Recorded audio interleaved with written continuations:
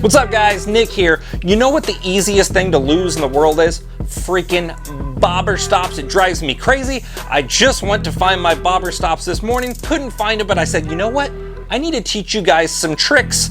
An old school trick I used to always do, and I still do a lot of the time, and I'll explain why. And then a recent trick I actually discovered because I was in desperate mode and I didn't have some of my old school stuff, and I had to make a bobber stop out of just some fishing line and a bead, but I figured out a more improved way on how to do it by playing around out here in my shop. So I'm going to teach you guys these methods when you can't find a freaking bobber stop, and some thoughts around it to actually help improve you when pegging a weight for bass fishing and your overall presentation. And I know that doesn't really make much sense yet, but I'm going to explain to you here.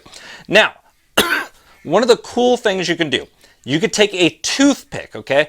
No bobber stop required. When your weight's sliding up and down the line, you could stick the tip of that toothpick down into the weight and break it off. You want a rounded toothpick. You need something with some girth to it. And what that's going to do, it's going to make it feel like your weight is fixed on that line like a bobber stop itself, and you can slide it up and down. So there's nothing in front of your line, in front of your weight that your weight's sliding up to hit. There's tension on your weight the whole time sliding up and down the line. This is really nice because if your weight was to rest against the eye of your hook with just sitting there freely, it creates tension and your hook is going to cavitate outward. So when you go to flip, it feels kind of weird. It looks kind of weird when your weight's sitting against your bait and it's cockeyed to the side like that. But with the toothpick inside, you could still run it straight.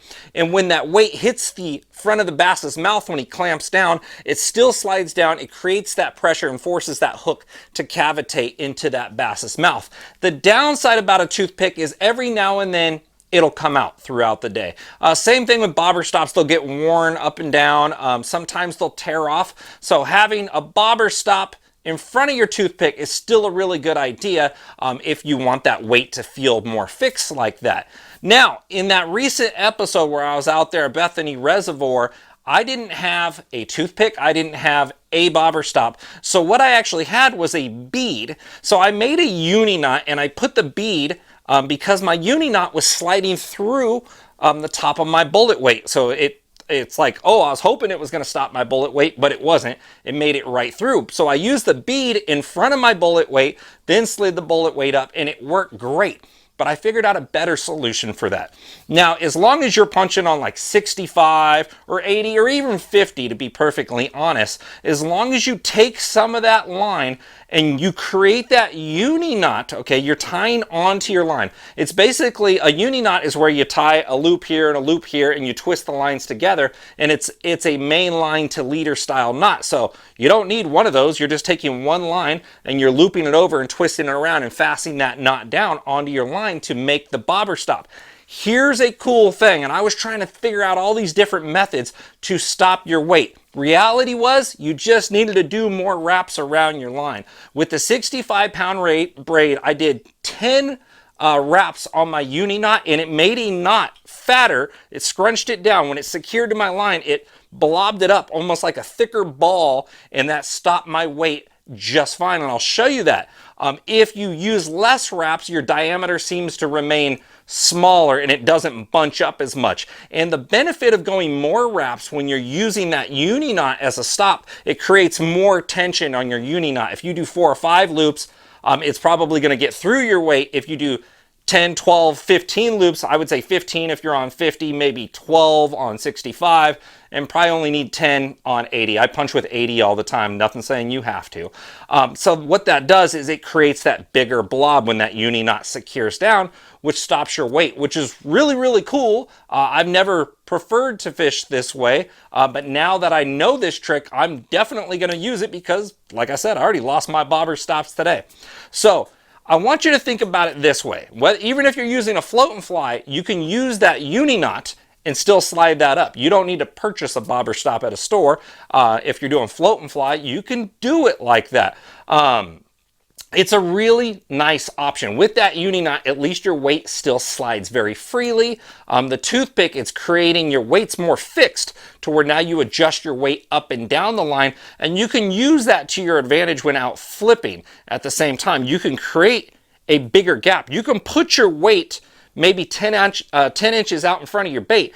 Therefore, when your weight penetrates and hits the bottom, you're going to get a hesitation right there at the last second, almost like a punch shot. And that's by fixing the weight instead of your weight sliding up and hitting the bobber stop. Then it drags everything through because your weight goes, it drags your bait through. So think about this. If your weight is fixed up here, now it goes, weight hits the bottom, bait hesitates. That gets you more strikes, and that's with the toothpick. That old school trick that not a lot of new people know about.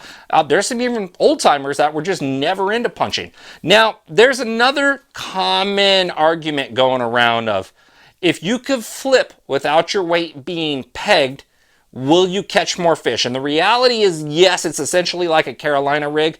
Now when the bass comes up, he doesn't have the weight in his mouth. When he sucks up the bait goes freely and the weight just slides up. The only problem is it's very difficult to penetrate vegetation without a bobber stop, without the thicker uni knot, without a toothpick, okay? So your weight's sliding away, your weight's gonna fall into the mat, and your bait's gonna be sitting up on top of the mat. Shaw Grigsby did a video on this a few years back, maybe 5 years, I don't know, I'm getting old. But he talked about being able to punch without a bobber stop by maintaining line tension. So when you flip out there and you hold tight line, now it's keeping your weight tight with that plastic presentation. That works for semi-matted vegetation, okay? If you're punching through floating vegetation on the surface, you have to have your weight in a fixed position to drag your plastic through that cover. Hopefully this clears it up for you guys, and hopefully this helps you catch more bass when out on the water and you lose your bobber stops all the time like I do. Appreciate you watching Informative Fisherman, Instagram, YouTube, and Facebook. Thanks, guys.